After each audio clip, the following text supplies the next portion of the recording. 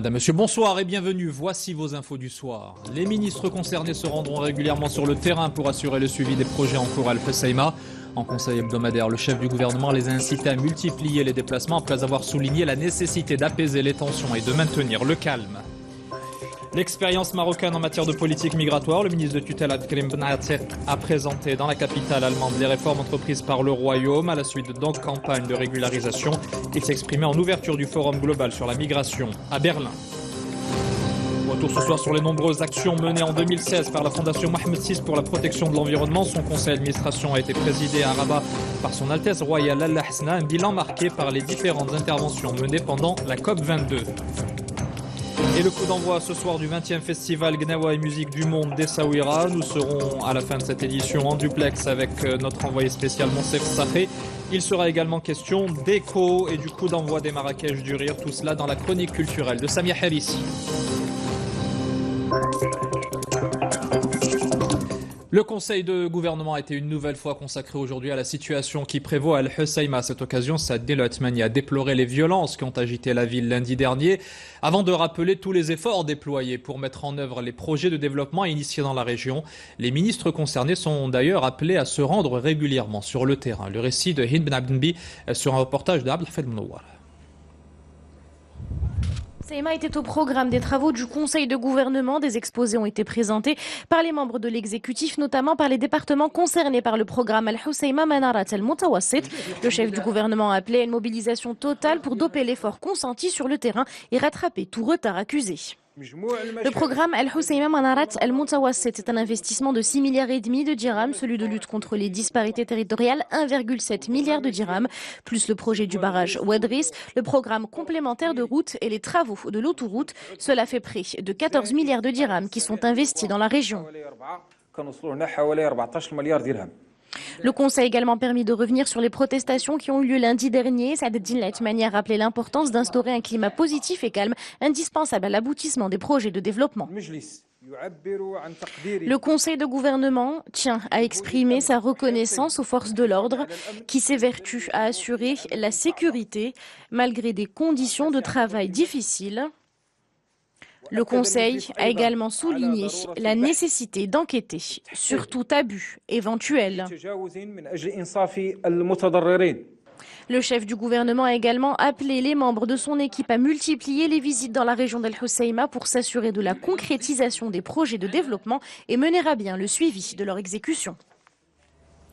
Et c'est dans ce contexte que le ministre de l'Intérieur a présidé la cérémonie d'installation du gouverneur de la province d'Al-Husseima désigné par Sa Majesté Mohamed VI. Abdelwafil Ftit a donné lecture du Daher de nomination et rappelé les instructions données par le souverain, notamment lors du dernier conseil des ministres. Le nouveau gouverneur Farid Choraq est natif de Berkane. Il est âgé de 62 ans. Il fut gouverneur de la province d'Al-Hamna et directeur du centre régional d'investissement de la région de l'Oriental. Marié et père de 3 enfants, Farid Choraq avait été décoré en 2013 du Wissem de mérite national de la classe exceptionnelle. Le Maroc avait exigé son extradition des Pays-Bas. Le trafiquant de drogue présumé Saïd Chaou a finalement été arrêté par les autorités hollandaises. Annonce faite aujourd'hui par le porte-parole du gouvernement. L'homme incriminé fait l'objet de 2 mandats d'arrêt internationaux pour association de malfaiteurs et trafic international de stupéfiants. Le récit de Mehdi Sofiane. Il fait l'objet de 2 mandats d'arrêt internationaux pour association de malfaiteurs et trafic international de stupéfiants. Saïd Chaou a été arrêté aux Pays-Bas. C'est ce qu'ont annoncé aujourd'hui les autorités néerlandaises. Après la reconnaissance des efforts du Maroc dans la lutte contre le terrorisme, vient aujourd'hui la reconnaissance des efforts déployés pour la lutte contre le crime organisé, le blanchiment d'argent et le trafic de stupéfiants.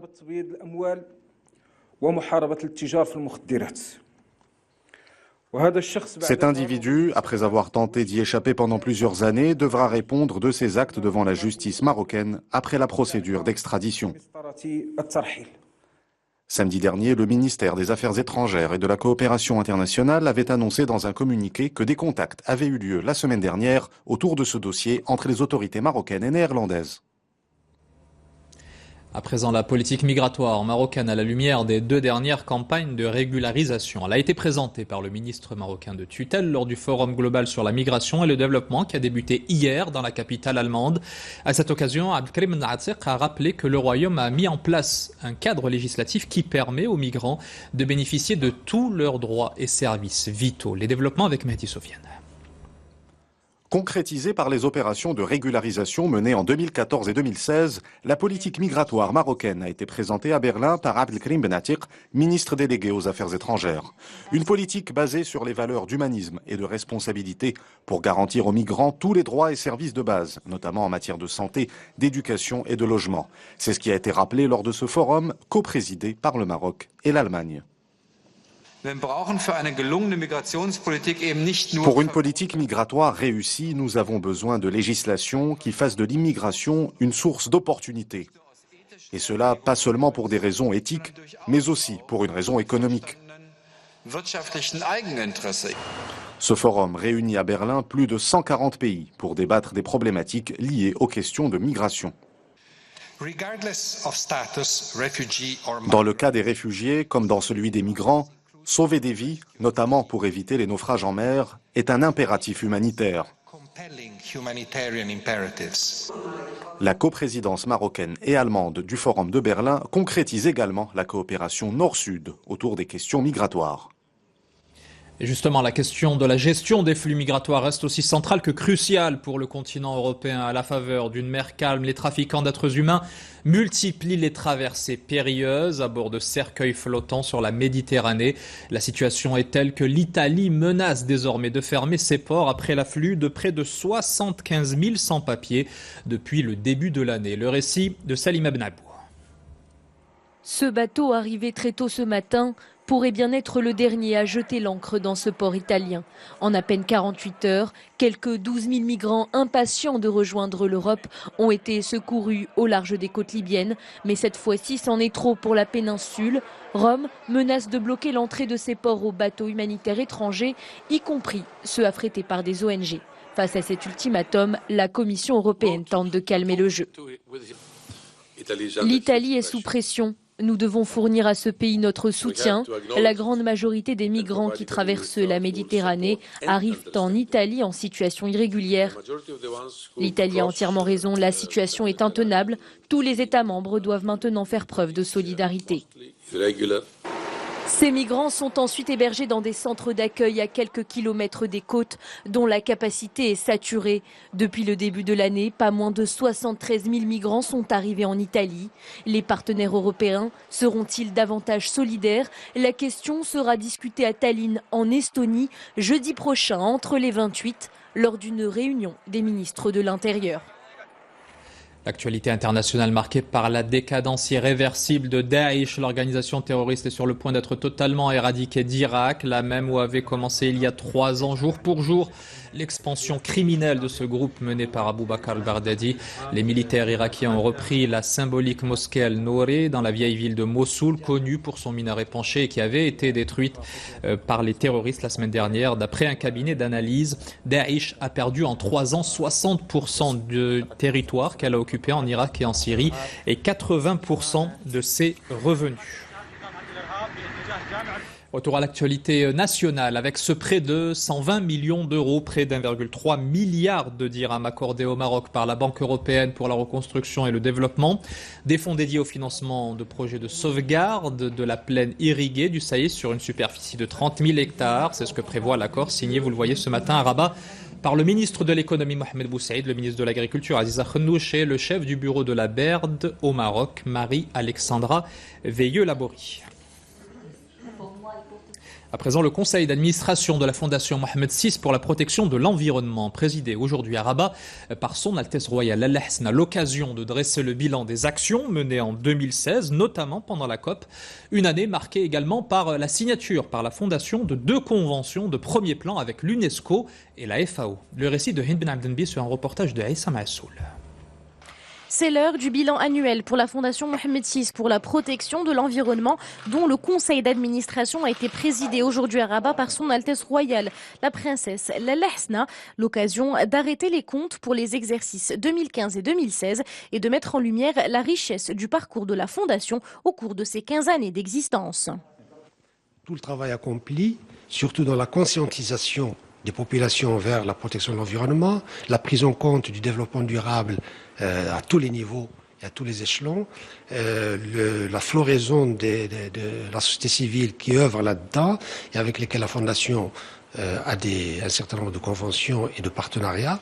L'année 2016 a été marquée par la participation de son Altesse royale, la princesse Lalla Hasna, à la COP22, où elle a présidé l'ouverture de 2 importantes journées thématiques, la journée de l'océan et la journée de l'éducation au développement durable. L'année dernière a également été marquée par la signature de 2 conventions importantes entre la Fondation Mohamed VI pour la protection de l'environnement et l'UNESCO et la FAO. Grâce à son travail continu, la Fondation est devenue une institution reconnue par les instances internationales comme l'ICESCO, le Programme des Nations Unies pour l'environnement et la Convention cadre des Nations Unies sur les changements climatiques. Son Altesse royale a présenté par ailleurs, puisque nous avons terminé les 15 années, un projet, une feuille de route pour les 15 prochaines années. Et donc ce projet est soumis à débat, il a été débattu, il a été examiné. Et une commission a été créée pour voir la faisabilité, la hiérarchisation des projets, pour pouvoir d'ici la fin de l'année venir avec des projets concrets. En février dernier, son Altesse royale, la princesse Lalla Hasna, a également présidé la cérémonie de signature du pacte qualitaire entre la Fondation, la CGEM et 21 de ses entreprises affiliées. De plus, en termes de sauvegarde du littoral, plus de 22 plages propres ont été labellisées pavillon bleu et plus de 1300 écoles sont enrôlées dans le programme de la Fondation pour l'éducation au développement durable, dont 62 arborent le label pavillon vert. Il continue à faire chaud dans les provinces du sud, mais à Dakhla, la population locale et les touristes ne s'en plaignent absolument pas. Cela ne rend que plus agréable les activités balnéaires offertes au niveau de la baie, même si quelques précautions s'imposent pour prévenir les insolations et autres coups de fatigue. Le récit de Salima Bnabous, un reportage de Zakaria Tabilmjid, Denizar Bouhout. La vague de chaleur s'installe et pour beaucoup, difficile de résister à la tentation de piquer une tête. Ici à Dakhla, le mercure frôle les 30 degrés de bon matin. Ainsi, pour ses habitants, profiter d'une bonne baignade reste des plus agréables. Aujourd'hui, il fait très chaud. Rien de mieux que de se rafraîchir ici à Dakhla entre amis. Nous sommes venus en nombre. Dans les rues de Dakhla, quelques inconditionnels bravent quand même les fortes températures à condition de bien s'hydrater. Pas question pour cet homme d'ignorer son footing quotidien. Je préfère m'entraîner et courir lorsqu'il fait chaud, tout en prenant quelques précautions. Le taux d'humidité est beaucoup moins élevé. Mon médecin me le recommande. Bien s'hydrater est loin d'être suffisant. Autre précaution, en cas de forte chaleur, éviter le soleil aux heures les plus chaudes. Des conseils à suivre même quand on est jeune et en pleine santé. Santé maintenant avec cette avancée en matière de prise en charge des personnes atteintes de cancer. Une unité mobile d'oncologie vient d'être mise en place à Casablanca. Les membres de cette équipe médicale se rendent à domicile auprès des malades pour leur porter les soins nécessaires. Une expérience pilote qui pourrait bien être généralisée à terme sur l'ensemble du territoire national. Le récit de Salima Bnabous sur un reportage d'Amina Khabeb. C'est la première visite ce matin de cette unité mobile d'oncologie. L'équipe médicale s'est déplacée au domicile d'Abdelaziz, atteint du cancer des voies urinaires. Le but de la visite est d'établir un examen général de son état de santé. À un stade très avancé de la maladie, le patient est dans l'incapacité de se déplacer. On me donne des médicaments et si le traitement ne me convient pas, on me le change. Je peux aussi les appeler par téléphone quand j'ai vraiment mal. Objectif de cette unité mobile, atténuer la souffrance des malades. En plus du soutien psychologique, l'équipe médicale effectue également un suivi des patients et des actions qui entrent dans le cadre du plan national du lutte contre le cancer. C'est un examen de routine. On prend en compte tous les symptômes que présente le malade. En même temps, on apporte un soutien psychologique au malade et à sa famille. On prescrit les soins palliatifs aux malades qui sont à un stade très avancé de la maladie et qui ont donc besoin de ce type de traitement. Ces soins atténuent la douleur des malades, ce qui leur permet d'accepter davantage la maladie sur le plan psychologique.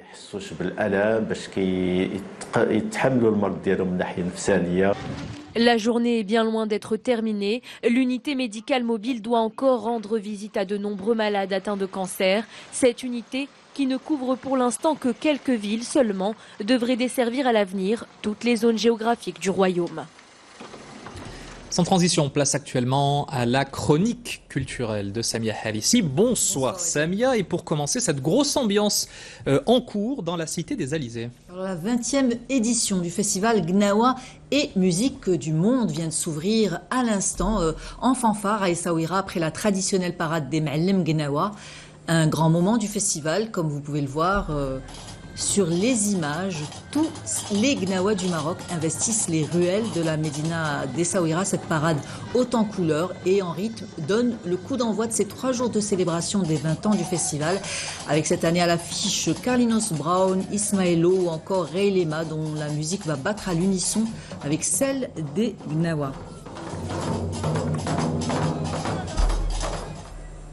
Et nous retrouvons en direct de la scène Moulay El Hassan du festival Gnawa et musique du monde, Monsef Sahri. Monsef, bonsoir. Le festival fête cette année ses 20 ans. Cette édition promet une programmation musicale de circonstance et une ambiance des plus festives. Quels sont les temps forts de l'événement ? Je vous ai pas très bien entendu, mais effectivement, la ville d'Essaouira vibre dès ce soir au rythme d'une édition pas comme les autres. Un 20e anniversaire que les organisateurs du festival ont voulu célébrer d'une manière très originale. D'abord à travers une programmation inédite, agrémentée de rencontres musicales exclusives et de résidences artistiques conçues spécialement pour cette célébration.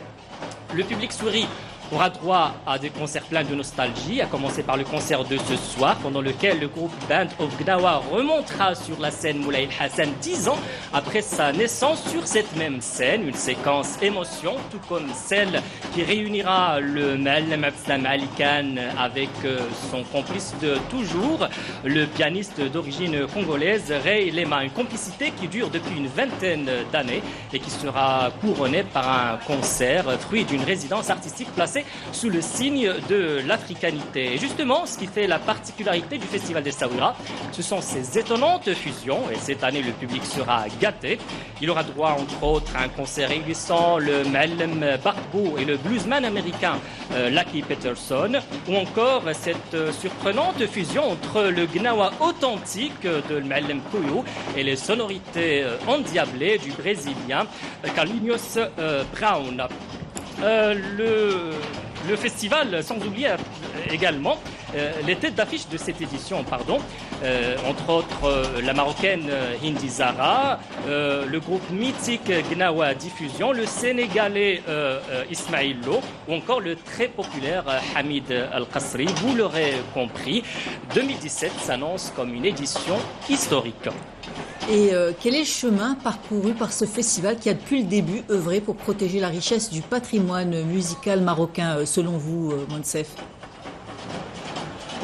Oui, Samia, en 20 ans d'existence, le festival d'Essaouira s'est imposé comme un rendez-vous culturel phare au niveau national et international. De nombreux artistes se sont succédés sur ces différentes scènes. Je peux vous en citer Chab Khaled, Chab Mami, Tony Allen, Tony Scott, Louis Bertignac, Oumo Sangari. Et la liste est encore longue. Ces artistes se sont prêtés au jeu de la fusion avec Tagnaoui. Et justement, le festival d'Essaouira a su ouvrir la musique Gnawa sur d'autres univers musicaux, tout en préservant son authenticité, notamment à travers les actions de l'association Yerma Gnawa créée en 2009 avec comme principal objectif inscrire la musique Gnawa au patrimoine immatériel et oral auprès de l'UNESCO. L'association travaille également sur la retranscription des textes et des paroles des chansons gnawi, un travail qui s'est couronné en 2014 par l'édition d'un coffret de 9 CD accompagné de livrets en arabe et en français intitulé Anthologie musicale des Gnawa. Le festival est également un espace de débat et de réflexion. En 2012, le forum d'Essaouira s'est ajouté à la programmation déjà riche de cette manifestation. Cette année, il est organisé sous le thème créativité et politique culturelle à l'ère du numérique. At last but not least, le festival d'Essaouira s'exporte à l'étranger. Le Gnawa Festival Tour a réuni il y a quelques mois des ma'allem et des artistes de renommée mondiale. Ils se sont produits dans des scènes mythiques de New York et de Washington avant de conclure leur tournée internationale dans la tristement célèbre scène parisienne Le Bataclan. Un moment de partage, de tolérance et d'échange que les téléspectateurs de 2M ont pu savourer dans notre émission Deuxième Mag qui sera d'ailleurs entièrement dédiée le 10 juillet à l'édition de cette année. Voilà pour conclure ce duplex, une petite séquence d'autopromotion. Merci Monsef pour toutes ces explications. Nous vous retrouvons tout à l'heure à 21h45 et tous les soirs à la même heure jusqu'au 2 juillet dans la capsule spéciale Festival Gnawa et musique du monde.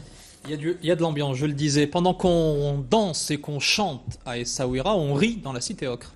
Tout à fait. Bien trouvé, Wadia. Le Marrakech du rire qui prend ses quartiers dans la ville ocre jusqu'à dimanche et ses échos et ses amis qui ont ouvert le bal hier soir. Le MDR s'agrandit cette année avec un nouvel espace de spectacle, le Chapiteau, qui est la 5e salle de spectacle de l'événement et qui est ouvert tous les soirs du festival. Hier, une dizaine d'humoristes du Jamel Comedy Club ont enchaîné vannes, sketchs, chansons et happening.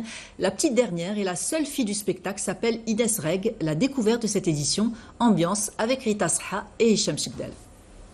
Sur la scène du Jamel Comedy Club, reproduite à l'identique et à la perfection pour le MDR, la troupe répète son show. Juste avant le début du spectacle, chacun se détend à sa manière. Un moment loufoque et bon enfant pour ses habitués du Maroc. Nick Mekoko est dans la house. In the house. Je veux que pour le prochain Ramadan, passer sur 2M, sur la série que j'ai regardée avec Soukaina. Je veux que l'année prochaine on le voit et je veux qu'il dise Yaka, Yaka. Mon père t'aime beaucoup. Mais moi aussi je l'aime beaucoup. Voilà, donc peut-être un petit mot.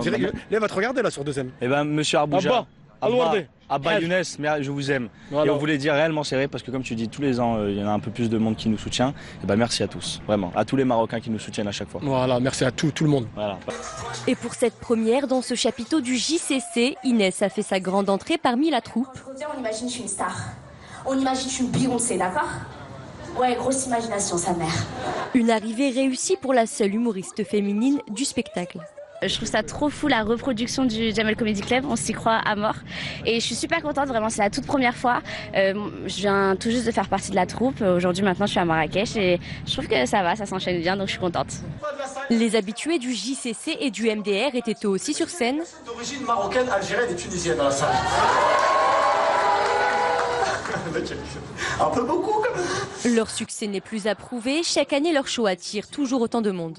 Un habitué, c'est la 4e fois que je viens et c'est vraiment, c'est un plaisir de venir à chaque fois. C'est un peu comme on en parlait avec Paul Thierry, c'est un peu la kermesse des humoristes, la fête de fin d'année des humoristes. Donc on se retrouve ici et on kiffe tous ensemble. C'est pas l'animal le plus feignant au monde, le chameau. Il crache, il crie, et en pleine balade, il lâche l'affaire.